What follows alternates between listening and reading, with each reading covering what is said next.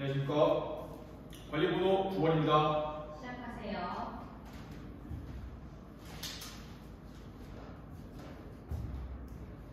자, 이렇게 선생님이랑 오늘 학습 목표까지 알아보았고, 우리 이제 본격적으로 학습 목표에서 알아본 것처럼 6월 민주항쟁에 대해서 알아볼 거예요.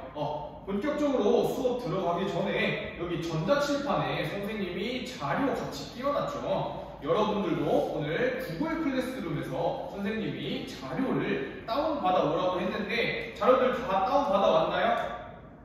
네, 좋습니다. 다들 태블릿 PC 보고 있는 거 보니까 자료 잘 다운받아 온 것 같고, 앞에 우리 구글 클래스룸에서 다운받았던 자료와 똑같은 자료가 나 이렇게 선생님이 띄워놨고, 이거 같이 보면서 선생님이 수업 진행해 보도록 할 거예요. 자, 먼저 우리 이 사료를 먼저 보고 선생님이랑 같이 수업을 해볼 건데, 우리 자료가 나 보면서 먼저 자료 천천히 읽어보고 자료가 무엇을 말하고 있나에 대해서 확인해 본 다음에 옆에 있는 친구와 짝과 함께 과연 이 자료의 목적이 무엇일까? 이 자료를 쓴 이유가 무엇일까에 대해서 먼저 알아보고 선생님이랑 같이 수업 진행해 보도록 하겠습니다. 선생님이 지금 시간 10분 정도 줄 건데 시작하고 혹시 부족한 학생이 있으면 선생님이 시간 더 주도록 할게요. 자, 지금부터 사료 알아보도록 하겠습니다. 지금 여러분들 시간 3분 정도 남았는데 혹시 시간 더 필요한 짝들 있을까요? 생각보다 많네요. 지금 사료가 조금 읽기 어려운가 봐요. 선생님이랑 또 알아보는 시간이 있으니까 지금부터 5분 뒤에 선생님이랑 같이 수업 진행해 보도록 하겠습니다. 네, 5분 이렇게 다 지났고 앞에 있는 사료 그리고 여러분들이 가지고 있는 자료 같이 보면서 오늘 수업 진행해 보도록 할게요. 자, 우리 지난 시간부터 계속 해왔던 대한민국의 역사에 대해서 잠깐만 알아보고 가자면, 박정희가 군부 독재를 시작한 이후에 1979년 11.6 사태로 인하여 박정희가 사망하고 서울의 봄이라고 불리는 대한민국의 민주화가 찾아올 것이다 라는 기대가 있었지만, 전두환의 쿠데타로 인해서 다시 한번 대한민국의 군부 독재가 드리웠던 사실 다들 기억나죠? 네, 좋아요. 다들 밝은 표정이네요. 하지만 이렇게 박정희 그리고 전두환 시대를 지내면서 대한민국 국민들은 민주화에 대한 열망이 갈수록 커졌어요. 이렇게 국민들이 민주화에 대한 열망이 커지고 있는 가운데 전두환이 한 조치를 발표합니다. 바로 우리가 알고 있는 4.13, 오늘 우리가 배울 4.13 호원 조치라는 말입니다. 여러분, 호원 조치라는 것에 대해서 들어본 적이 있나요? 호원 조치라는 말이 조금 어색할 수도 있는데, 자, 그러면 그 전에 전두환 정부가 있을 때 대통령을 뽑는 방식이 어땠나요? 좋아요. 유경이가 바로 간선제라고 대답을 해주었는데, 자, 그러면 조금만 더 간선제로 전두환 정부의 대통령을 뽑았는데, 전두환 정부 때 간선제를 통해서 대통령을 선출했던 기구가 기억나나요?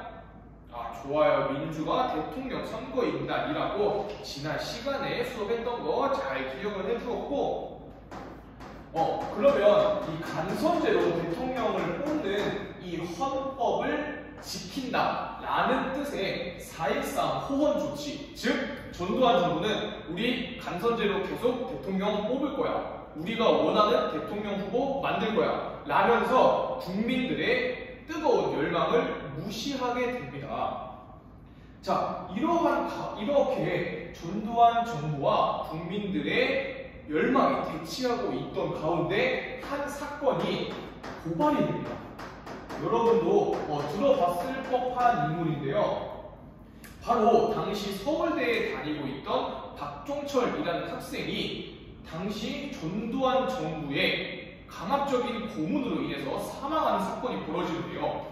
이러한 박종철 학생의 사망 사건에 대해서 정부는 이렇게 발표합니다. 깜짝 놀랐죠? 탁 하고 치니 원래 평소에 몸이 약하던 박종철 학생이 하고 쓰러졌다. 그리고 박종철 학생이 사망하였다. 자, 여러분들이라면 당시 여러분들이 그때 사람들이었다면 이러한 발표를 보고 어떠한 생각이 들었을 것 같나요? 지금 고개를 도리도리 하면서 그쵸, 민정이가 화났을 것 같아요. 기현이가 참지 못했을 것 같아요 라는 반응을 보여주고 있는데 맞습니다. 이 박종철 사건이 수면 위로 드러난 이후에 국민들의 민주화 열망 그리고 전두환 정부에 대한 분노가 차오르게 됩니다.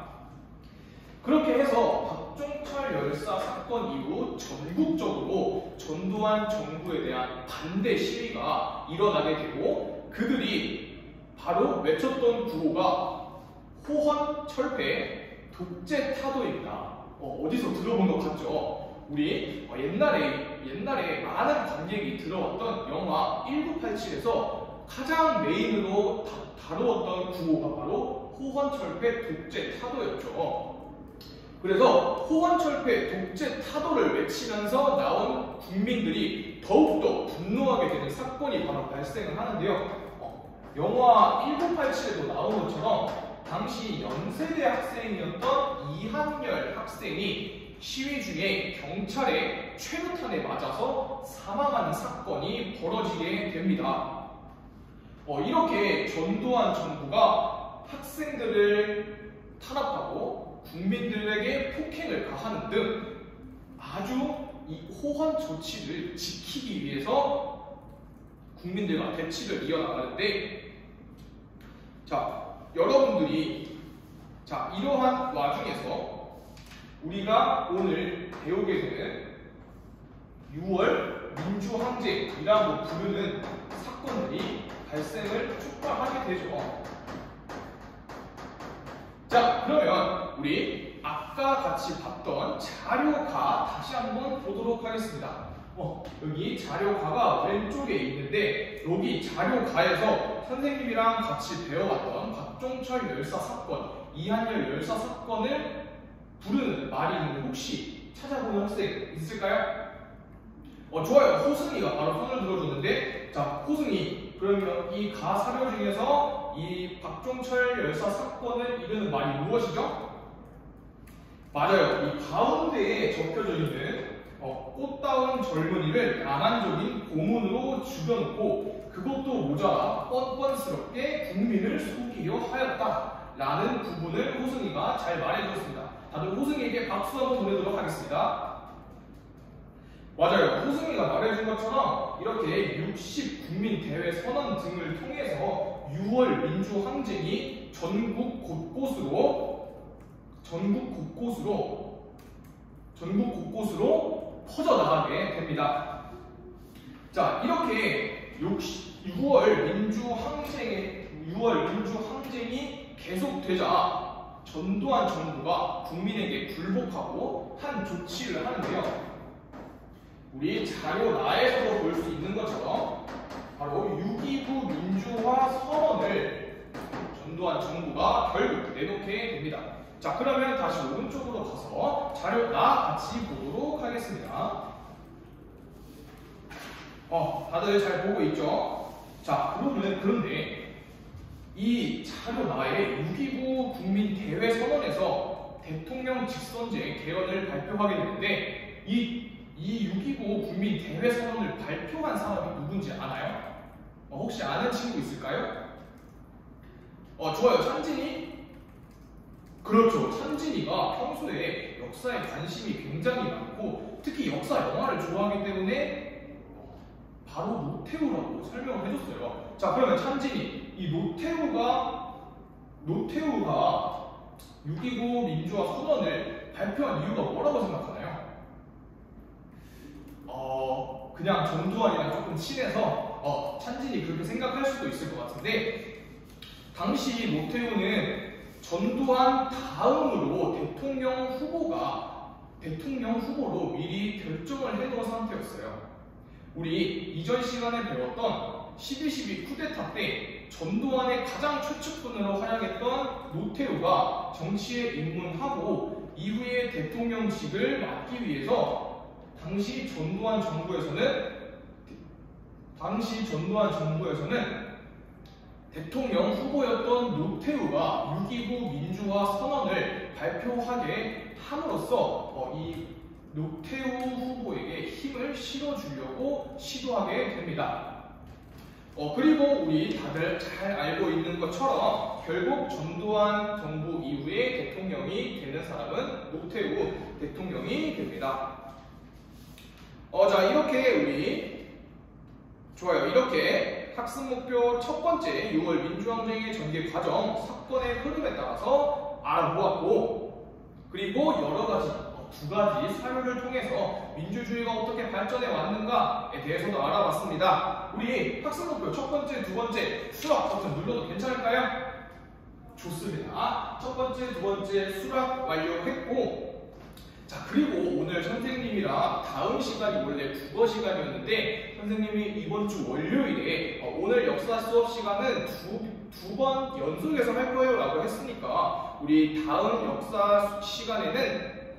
시간에는 모둠으로 활동을 같이 해볼 거예요. 그래서 쉬는 시간 10분 가지고 나서 수업 시작하기 전에 각 모둠의 이끌이들 지정되어 있는 친구들 있죠? 좋아요. 그 친구들이 모둠 활동지 다들 가져가서 모둠으로 앉아서 다음 시간 우리 진행해 보도록 하겠습니다. 좋아요. 다들 잘 들어왔나요? 화장실도 다 잘 갔다 왔죠? 혹시 옆에 없는 친구 있을까요? 마지막에 승만이 자리에 앉아주시고, 그리고 모둠으로 다들 잘 만들어주고 있고, 우리 앞 시간에 학습 목표 첫 번째, 두 번째 완료했으니까 우리 마지막으로 남은 가상 인터뷰 쓰기 활동 하면서 학습 목표 세 번째 마무리를 해보도록 출발하겠습니다. 활동지 보면 선생님이 오늘 가상 인터뷰 활동을 진행을 해볼 건데, 자, 선생님이 활동 단계 먼저 알려주도록 하겠습니다. 우리 4명씩 앉아있죠, 모두는. 좋아요. 그래서 우리 첫 번째로 4명이서 4명 중에 2명씩 나눠서 선생님이 설정해 놓은 시민편, 시민, 그리고 기자 이렇게 두 팀으로 나누어서 각각 역할을 맡아볼 거예요. 그리고 기자를 맡은 팀은 질문 정해야겠죠. 그러면 기자가 질문하면 시민은 답변해야겠죠. 좋습니다. 벌써부터 지금 빨리빨리 하고 싶어서 대답들이 오늘 아주 커요. 자, 그리고 선생님이 쉬는 시간 지나면서 저기 전자칠판에 QR코드들 보이나요? 좋아요. QR코드 통해서 우리 오늘 동료평가까지 진행을 해보도록 할 겁니다. QR코드 통해서 동료평가까지 진행을 해볼 거고, 활동 본격적으로 시작을 하기 전에 우리 선생님이 오늘 하면서 수행평가 진행한다고 했죠. 그래서 수행평가 가상 인터뷰 쓰기 이걸로 진행을 한다고 했는데, 그러면 채점 기준 말을 안 해줄 수가 없겠죠. 자, 채점 기준 첫 번째, 우리 선생님이 항상 강조하는 역사 수업 때 활동을 할 때는 항상 무엇을 지켜야 한다? 좋아요. 역사적 사실을 지켜야 한다. 역사적 사실과 일치해야 한다. 첫 번째로 있겠고요. 자, 그리고 두 번째로 오늘 팀을 나눠서 활동을 진행하는 만큼 우리 시민과 기자 각각 한 명씩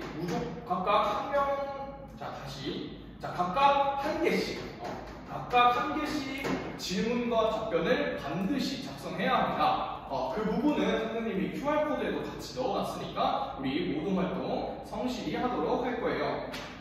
자, 그리고 마지막으로 오늘 선생님이 이렇게 6월 민주항쟁에 대해서 전두환 정부부터 설명한 이유가 있겠죠.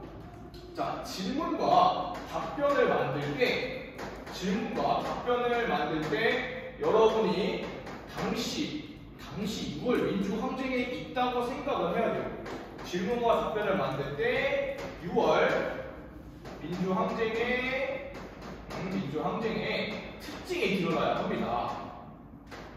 우리 역사 시간 진행을 하면서 여러 가지 민주화 운동에 대해서 배웠는데 오늘 배워봤던 6월 민주항쟁의 특징이 잘 드러나도록 질문과 답변 작성을 해보는 시간 선생님이 30분 정도 줄 건데 지금부터 진행해도 괜찮겠죠? 네, 좋아요. 다들 준비가 된 모습입니다. 얼른 그러면 활동 시작을 해보도록 하겠습니다.